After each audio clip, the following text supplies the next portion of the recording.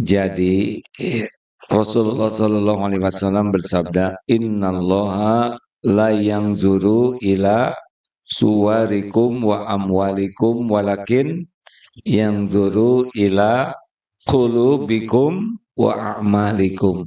Sesungguhnya Allah tidak melihat rupa dan hartamu, tapi Allah melihat hati dan amalmu. Jadi nilai seseorang dalam pandangan Allah adalah hatinya dan amalnya. Kita bahas sedikit apa kunci adik-adik santri, coba. Sukses itu apa? Sukses itu apa? Masuk surga. Sukses itu masuk surga. Mau apa saja di dunia dianggap sukses, kalau dia jadi ahli neraka selamanya dia gagal. Yang kedua,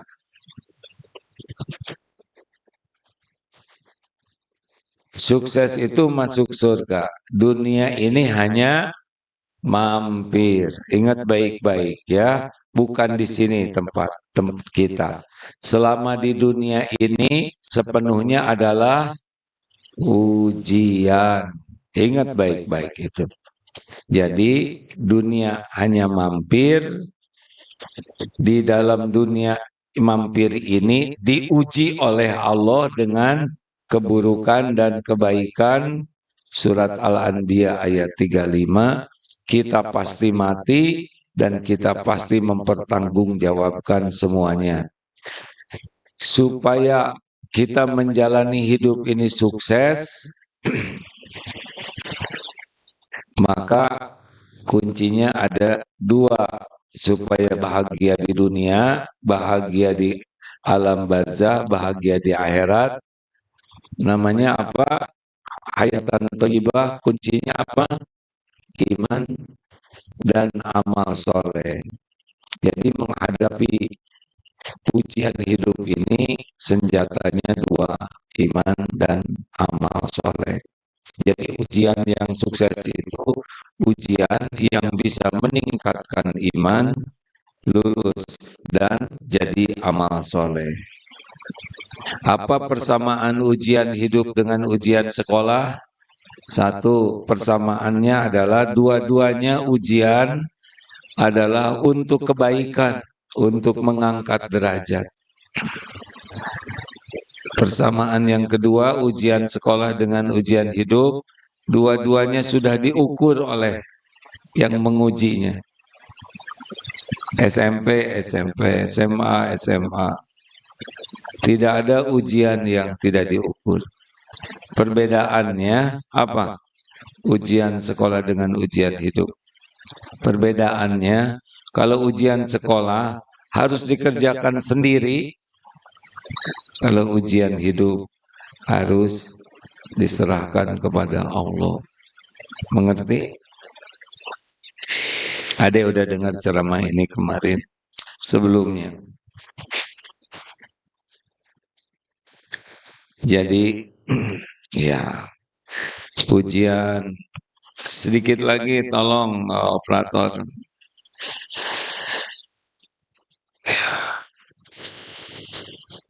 Jadi hidup ini sepenuhnya ujian. Nah, kalau menghadapi ujian sekolah harus dikerjakan sendiri. Kalau ujian hidup, doanya seperti ini. Ya Hayyu ya Qayyum bi rahmatika astaghits wa aslih li sya'ni kullahu wa la takilni ila nafsi tarfata ain. Wahai Allah yang Maha Hidup, yang Al-Qayyum, yang mengurus segala-galanya terus-menerus sendiri, dengan rahmat-Mu tolonglah saya, perbaiki urusan saya seluruhnya, dan jangan serahkan kepada saya walaupun sekejap mata. Itu doanya, Bu. Jadi kita ini stres dalam hidup ini karena menghadapi hidup ini tidak mengandalkan pertolongan Allah. Nah, ini penting sekali. Bagaimana supaya ditolong oleh Allah. Jadi dalam hidup ini persoalan ringan atau berat itu bukan besar ringannya masalah, tapi ditolong Allah atau tidak. Kalau ditolong oleh Allah, seberat apapun masalah akan jadi ringan. Tapi kalau tidak ditolong oleh Allah, seringan apapun masalah jadi berat. Jadi yang diinginkan oleh Allah dalam hidup ini adalah semua ujian ini membuat kita dekat dengan Allah. Begitu. Jadi yang disukai oleh Allah, semua ujian membuat dekat dengan Allah. Jelas, Ibu? Nanti yang menyelesaikan adalah pertolongan Allah. Jadi dicaci dekat dengan Allah, dipuji jadi dekat dengan Allah, sakit jadi dekat dengan Allah, sehat jadi dekat dengan Allah. Yang lulus itu adalah yang diuji apapun jadi dekat dengan Allah. Nah, apa ciri orang dekat dengan Allah? Yaitu hatinya makin bersih. Ini cerita sedikit ya tentang iblis. Iblis ini diciptakan oleh Allah lebih awal daripada Nabi Adam. Iblis makhluk yang lebih dulu diciptakan, lebih mengenal Allah, lebih duluan taat ke Allah. Lalu Allah menguji dengan diciptakan Nabi Adam. Dengar, lulus tidak iblis? Jawab, tidak. Kenapa? Aba wastakbaro. Iblis enggan menolak perintah Allah dan takabur. Kenapa iblis enggan? Nih, dalam surat 7 ayat 12. Nah, di sini awalnya penyakit hati.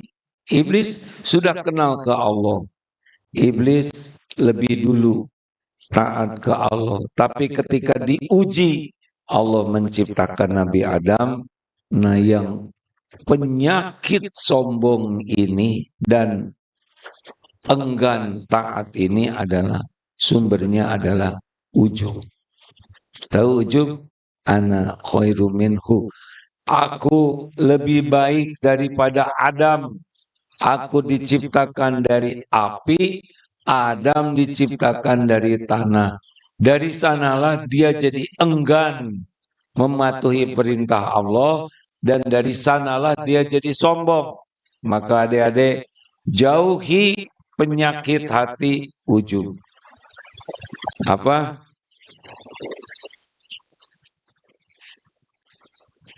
Ujub. Siapa ujub? Ana khairu minhu. Saya lebih baik dari dia. Jadi ini hati-hati nih, walaupun ibadah, walaupun ilmu banyak, kalau sudah punya penyakit, saya lebih baik dari dia, saya lebih hebat dari dia, ini ide saya, ini perjuangan saya, ini pengorbanan saya, ini jerih payah saya, dan yang lain dianggap lebih rendah. Inilah awal penyakit. Oh, ini kelas 3, ya saya lebih baik dari kelas 1. Padahal yang kelas 1 dosanya lebih sedikit dari yang kelas 3, benar? Wah, saya rajin ke masjid, saya lebih baik daripada tetangga saya yang tidak rajin ke masjid. Padahal boleh jadi tetangga belum ke masjid, belum tahu ilmunya. Tetangga belum ke masjid, boleh jadi sudah tahu tapi pemahamannya belum sama, atau mungkin sedang ngurus orang tuanya, atau mungkin sedang sakit. Kita jangan meremehkan. Yang harus kita lakukan, kita bersyukur bisa ke masjid, kita bantu keluarga, tetangga bisa ke masjid tanpa merasa lebih hebat, tanpa merasa lebih mulia, tanpa merasa lebih soleh. Karena kita bisa ke masjid juga hakikatnya pertolongan Allah Subhanahu wa taala. Adik-adik bisa begini tuh Allah tuh. Fokusnya.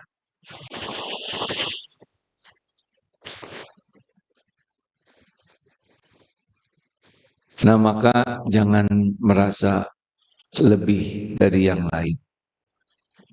Kata Imam Hasan Al-Basri, mau tahu orang yang tawadu, orang yang rendah hati, yaitu keluar dari rumah tidak melihat orang lain lebih rendah dari dirinya. Ini sering diungkapkan. Jadi kalau lihat yang masih muda, kemarin ini ada di sebuah masjid di luar negeri, syahadat. Imamnya itu berkata begini ke yang baru syahadat, tolong doakan kami yang baru syahadat ini. Heran, kenapa? Ya karena yang baru syahadat itu bersih, tidak ada dosanya. Ini imamnya nih, orang yang berilmu, tetap saja doakan dengan harapan, ya. Orang yang bersih walaupun amalnya belum ada, tapi dosanya juga belum ada. Karena ketika syahadat, nol. Yang sudah tua, lihat yang muda-muda begini, supaya tidak ujub, mereka ini dosanya lebih sedikit dari saya. Jadi guru-guru lihat santrinya, ini santri dosanya lebih sedikit dari saya. Santri lihat guru bagaimana?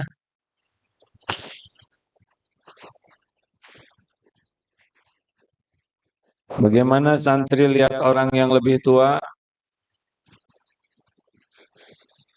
Amalnya lebih banyak, sholatnya lebih banyak, zikirnya lebih banyak, saumnya lebih banyak, sedekahnya lebih banyak.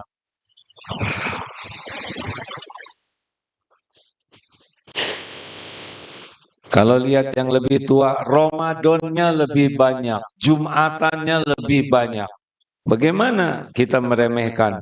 Satu kebaikan itu bisa di 10 kali lipat, 700 kali lipat. Mungkin ada orang tua punya kesalahan, tapi kesalahan itu satu dosa dicatat satu, sedangkan kebaikan dicatat 10 kali lipat sampai 700 kali lipat. Kita tidak boleh meremehkan orang hanya karena lihat kesalahannya, tapi dia melakukan kesalahan itu. Boleh jadi kesalahan itu yang mengantarkan taubat nasuha. Ini berkali-kali diceritakan, ada seseorang ibu-ibu melakukan kesalahan, kemudian ditangkap, lalu dipenjara. Di penjara malah jadi hafal Quran. Jadi kesalahan itu ternyata kalau sudah terjadi bisa mengantarkan orang tobat nasuha, Masya Allah, keluar dari penjara lebih banyak hafalannya. Kenapa ibu-ibu ini belum hafal Quran? Bu, karena belum di penjara lagi. Nggak boleh salah ngomong. Belum menghafal. Kamu nawai, ibu belum di penjara. Jangan salah ngomong, Bu, bisa diijabah. Istighfar. Jadi kenapa ibu-ibu belum hafal Quran? Nah, sederhana, belum menghafal ya. Jangan menganggap remeh orang lain. Ini penting sekali. Pernah ada bapak dan anak ke masjid.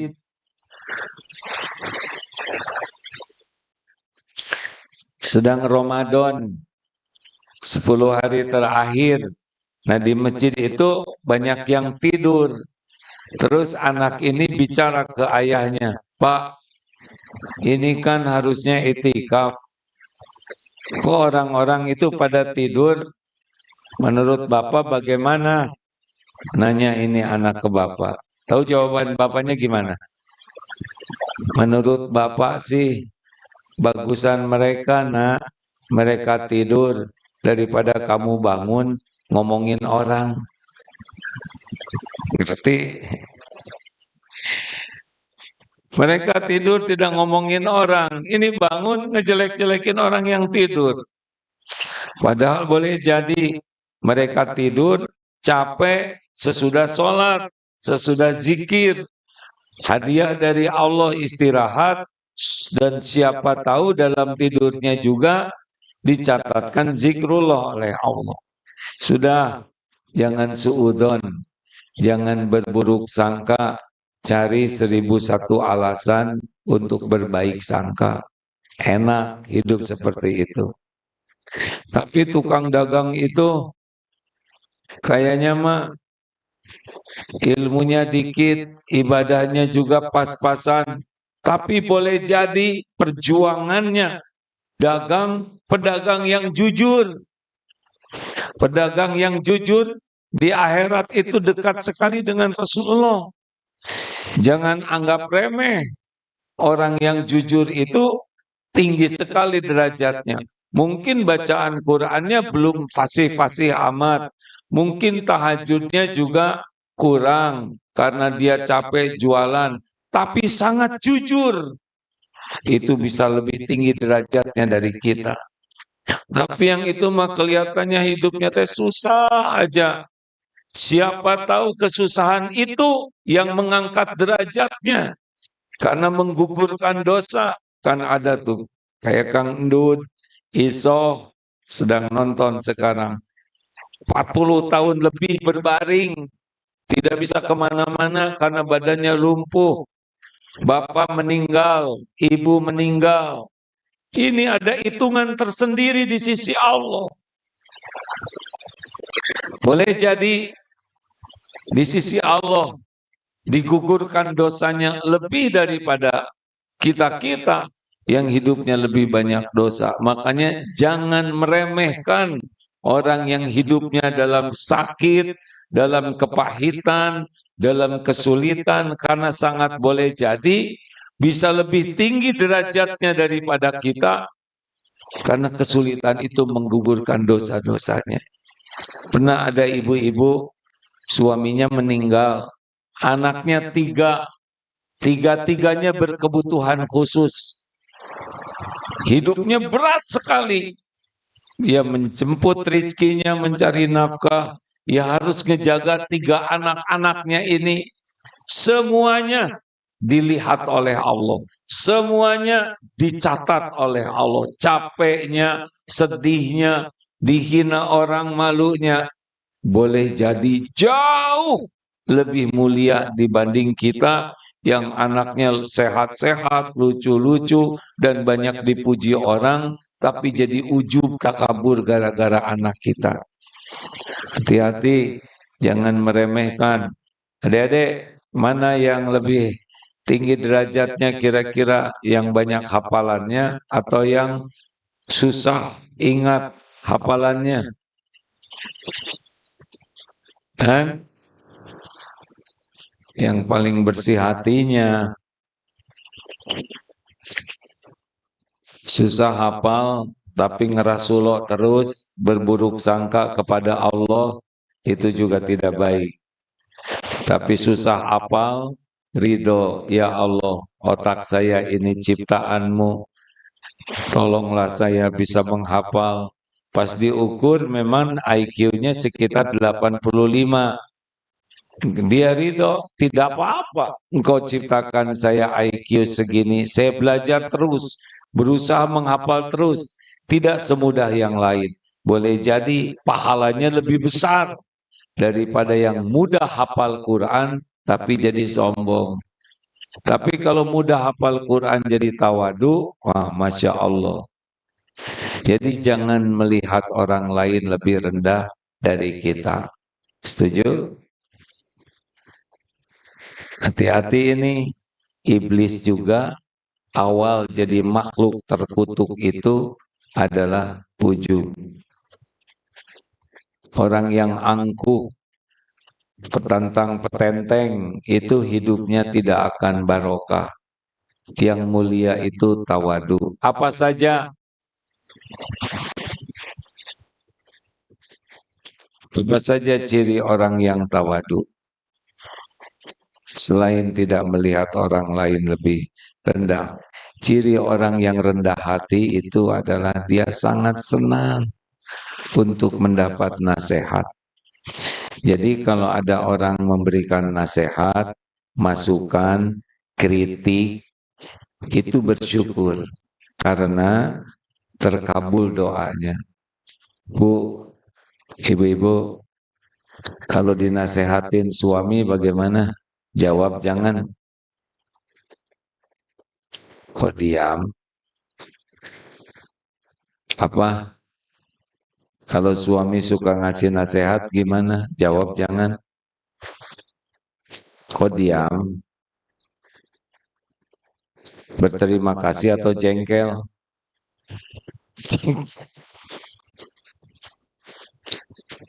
Dengerin atau fokus. Ini suara saya jelas tidak nih? Kalau suami memberi nasihat, harusnya sabar atau syukur? Syukur.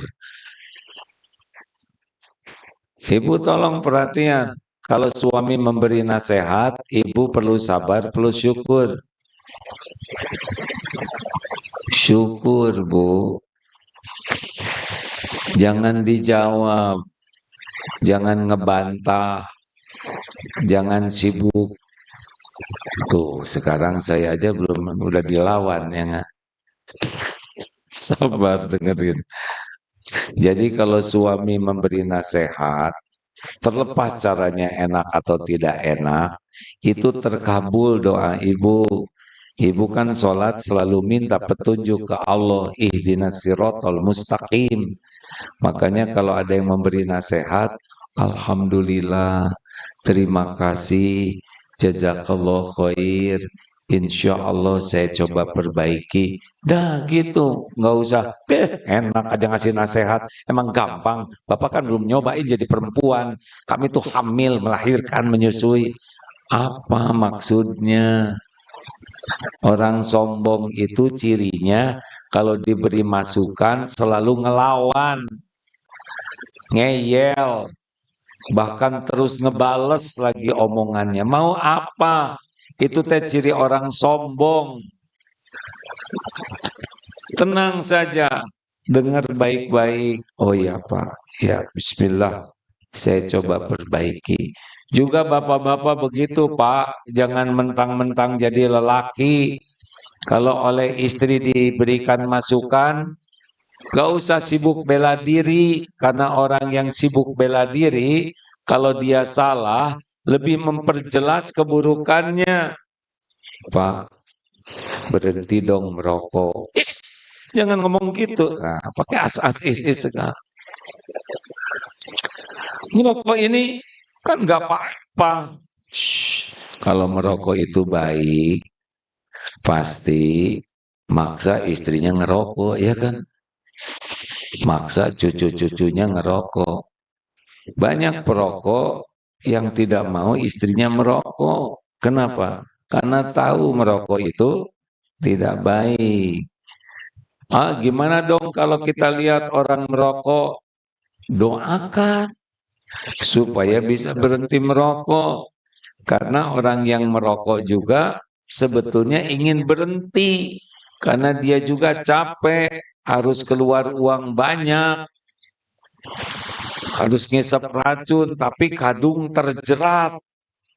Yang kita lakukan bukan menghina, tapi doakan. Jelas adik-adik, kalau ada yang lagi ngerokok, ya Allah semoga engkau hentikan. Itu siapa tahu sesudah didoakan oleh kita, berhenti merokoknya. Kalau ada yang menasehati, syukuri. Ciri orang rendah hati, diberikan masukan, saran, kritik, bersyukur. Ciri lainnya, orang yang tawadu, kalau ada orang bicara jelek, dia tidak membalas dengan kejelekan yang sama. Wa idza khatabahumul jahiluna qalu salaman. Jadi orang rendah hati itu cirinya kalau ada orang ngomong gak enak, dia tidak membalas dengan perkataan yang buruk. Nyet, misal begitu. Gimana jawabannya, santri? Kalau di jalan ada yang nyebut monyet, apa jawabannya? Monyet lo, tinggal jawab. Bukan. Senyum aja, nggak usah dibalas, ya. Nggak perlu kita ngeladenin orang yang seperti itu. Cukup bersikap yang baik. Nah, adik-adik sekalian, apalagi ciri orang yang tawadu? Rasulullah SAW itu di rumah tuh beres-beres sendiri, ngejahit sendalnya sendiri. Jadi senang melakukan hal-hal yang bagi sebagian orang dianggap rendah, padahal itu sesuatu yang normal. Jadi kalau ngerapikan sendal, kalau Rasulullah tuh pergi ke pasar bawa belanjaannya sendiri, kalau di rumah beres-beres, itu hal-hal yang orang tawadu itu melakukan semua itu dengan enak, tanpa merasa dirinya spesial. Jadi mulai biasakan merapikan sendal, menggosek WC, tempat tidur dirapikan, nyuci piring sendiri. Ini adalah latihan tawadu, tapi tidak harus orang lain memuji.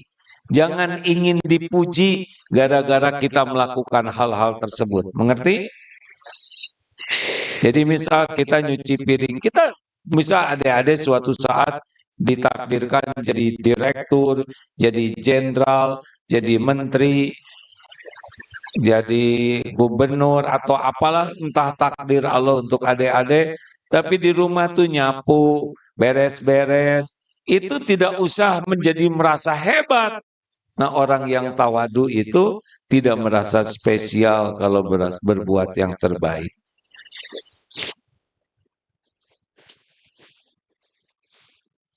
Gini adik-adik, kalau ada yang ngantuk biar aja. Nanti kalau ada yang ngingetin yang ngantuk, adiknya nggak dapat ilmu malah ya. Ya, kita husnuzon mungkin tahajudnya semalam suntuk. Jelas ya Bu? Jadi kalau suami ngomong nggak enak, Ibu gimana? Jawab jangan. Jawab jangan. Jawabnya yang enak. Jangan balas keburukan dengan keburukan. Itu orang rendah hati. Orang-orang yang tawadu, ciri lainnya adalah kalau ketemu orang itu puas. Nabi Muhammad SAW, setiap orang yang berjumpa dengan Nabi, pulangnya itu bahagia, senang, dan mengatakan, saya ini orang yang paling disukai Rasulullah. Kenapa? Karena setiap Rasulullah berjumpa dengan siapapun, orang kaya, orang miskin, bangsawan, rakyat jelata, orang pintar, orang yang masih terbatas, Rasulullah itu sikapnya yang terbaik. Sehingga orang yang ketemu dengan Nabi itu puas hatinya. Kalau dipanggil, Muhammad, tidak menoleh begini, Rasulullah itu seluruh badannya menoleh. Mengasongkan tangan duluan. Dan Nabi tidak melepaskan tangannya sebelum dilepaskan oleh yang disalami. Dan Rasulullah itu kalau berhadapan dengan orang, perhatian, tidak sibuk main HP, tidak sibuk melakukan yang membuat orang tersinggung. Rasulullah kalau yang di depannya lucu, Rasul senyum. Kalau yang ceritanya sedih, ikut prihatin. Kalau ceritanya yang menakjubkan, ikut terpesona dengan batasan-batasan. Jadi orang yang ada di sekelilingnya tuh senang sekali, termasuk anak kecil. Semuanya tuh puas. Ciri orang rendah hati, ciri orang tawadu, orang-orang yang bertemu dengan beliau itu senang, puas. Tapi orang sombong nggak nyaman. Orang sombong raut mukanya nggak enak, omongannya nggak enak, celetak-celetuknya bikin sakit hati. Kalau nanya, nanyanya memojokkan. Kalau jawab, jawabnya bikin nyelekit. Raut mukanya begini, asem. Kadang-kadang terasi, maksudnya nggak enak. Sombong, salaman sombong, selalu ingin memperlihatkan dirinya lebih dari yang lain dan selalu menginginkan orang lain memperlakukan dirinya lebih. Nabi Muhammad SAW kalau jalan di mana aja, tidak harus dikawal-kawal. Rasulullah SAW kalau masuk ke masjid sudah berkumpul di mana saja beliau duduk, tidak mencari posisi yang khusus. Dan beliau tidak juga mau orang-orang pada berdiri menyambutnya. Walaupun kalau orang berdiri menghormati tidak apa-apa, tapi beliau tidak menuntut seperti itu. Orang rendah hati itu qoribin, orang yang tidak akan tersentuh api neraka. Maka ayo kita latih, jangan sampai kita jadi orang yang takabur. Orang takabur itu cirinya dua, batarul haq wa ghamtun nas, menolak kebenaran dan menganggap remeh orang lain. Jangan. Orang kalau menganggap remeh orang lain, nada bicaranya juga beda. Gerakan tubuhnya beda. Nih lihat.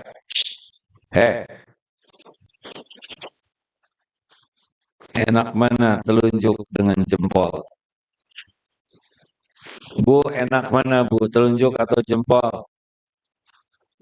Tahu dari mana? Sudah pernah ngemut jempol? Enak mana dengan tangan terbuka? Yang mana yang lebih enak? Telunjuk, jempol, tangan terbuka. Kenapa ini ada rasanya? Kenapa ada rasanya? Karena yang mengeluarkan jari, gerakan tangan ini, hati. Ketika kita merasa lebih tinggi dari orang lain, maka yang keluar telunjuk.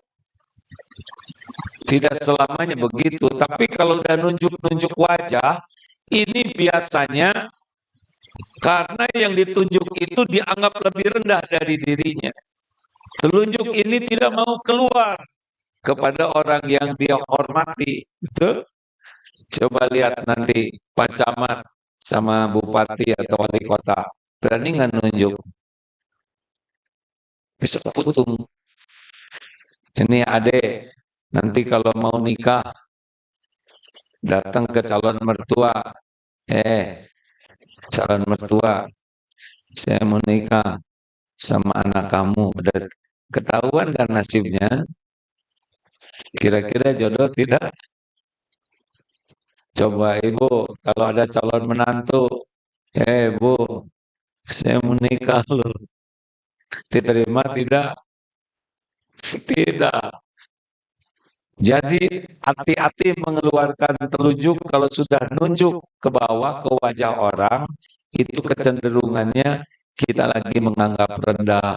Dan yang ditunjuk itu tidak akan enak hatinya. Yang kedua, kenapa jempol? Karena memang budaya orang Sunda, orang Jawa menghormati dengan jempol. Ini lebih enak dari telunjuk karena kita tahu ini tuh penghormatan.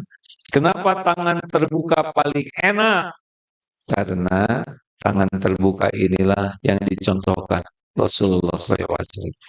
Jadi Rasul itu menunjuk tuh begini, silakan adik-adik, silakan kerjakan tugas. Kerjakan tugas. Ah, ini pasti lagi naik. Ayo kita biasakan jadi orang yang tidak petantang petenteng. Ya, apa sih yang mau disombongkan kita ini?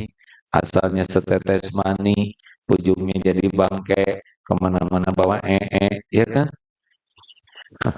Alhamdulillah langsung gitu. Pagi-pagi begini kan ya banyak yang bekal ke sini.